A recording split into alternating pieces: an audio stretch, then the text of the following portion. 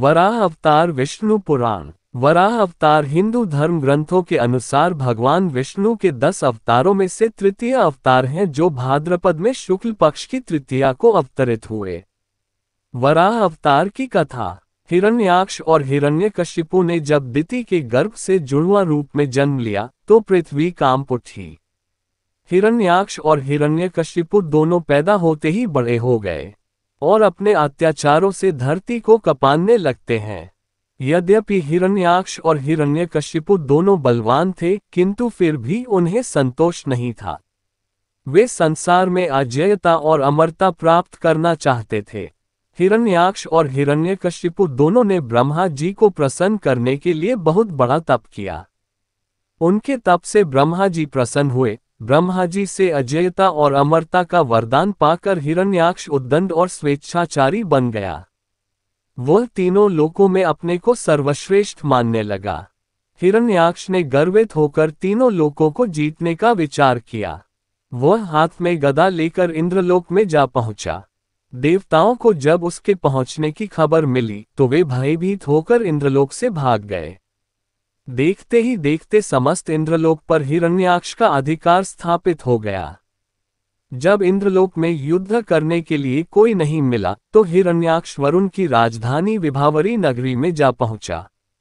वरुण ने बड़े शांत भाव से कहा, तुम महान योद्धा और शूरवीर हो। तुमसे युद्ध करने के लिए मेरे पास शौर्य कहाँ। तीनों लोकों में भगवान विष्णु को छोड़कर कोई भी ऐसा नहीं है जो तुमसे युद्ध कर सके। अतः उन्हीं के पास जाओ, वे ही तुम्हारी युद्ध पिपासा शांत करेंगे। वरुण का कथन सुनकर हिरण्याक्ष भगवान विष्णु की खोज में समुद्र के नीचे रसातल में जा पहुंचा। रसातल में पहुंचकर उसने एक विस्मयजनक दृश्य देखा। उसने देखा, एक वराह अपने दांतों के ऊपर धरती को उठाए हुए चला जा रहा है। हिरण्याक्ष वराह को लक्ष्य करके बोल उठा, तुम अवश्य ही भगवान विष्णु हो। धरती को रसातल से कहाँ लिए जा रहे हो? ये धरती तो दैत्यों के उपभोग की वस्तु है, इसे रख दो। तुम अनेक बार देवताओं के कल्याण के लिए दैत्यों को छल चुके हो, आज तुम मुझे छल नहीं सकोगे। फिर भी भगवान विष्णु शांत ही रहे। उनके मन में रंचमात्र भी क्रोध पैदा नहीं हुआ।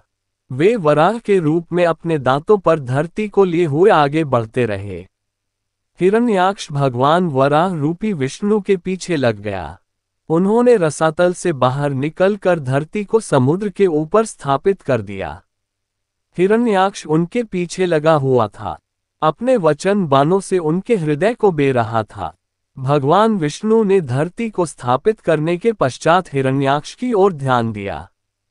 उन्होंने हिरण्याक्ष की ओर देखते हुए कहा, तुम तो बड़े बलवान हो। बलवान लोग कहते नहीं हैं, करके दिखाते हैं। तुम तो केवल प्रलाप कर रहे हो। मैं तुम्हारे सामने खड़ा हूं। तुम क्यों नहीं मुझ पर आक्रमण करते? बढ़ो आगे, मुझ पर आक्रमण करो। हिरण्याक्ष की रगों में बिजली दौड़ गई। वह हाथ में गदा लेकर भगवान विष्णु पर टूट पड़ा। भगवान के हाथों में कोई अस्त्र शस्त्र नहीं था। उन्होंने दूसरे ही क्षण हिरण्याक्ष के हाथ से गदा छीनकर दूर फेंक दी। हिरण्याक्ष क्रोध से उन्मत्त हो उठा। वह हाथ में त्रिशूल लेकर भगवान विष्णु की ओर झपटा। भगवान विष्णु ने शीघ्र ही सुदर्शन का आह्वान किया। चक्र उनके हाथों में आ गया। उन्होंने अपने चक्र से हिरण्याक्ष के टुकड़े टुकड़े कर दिए। भगवान विष्णु के हाथों मारे जाने के कारण हिरण्याक्ष बैकुंठ लोक में चला गया। इसी भगवान की वीडियो देखने के लिए सब्सक्राइब करें चैनल को और बेल आइकॉन दबाएं।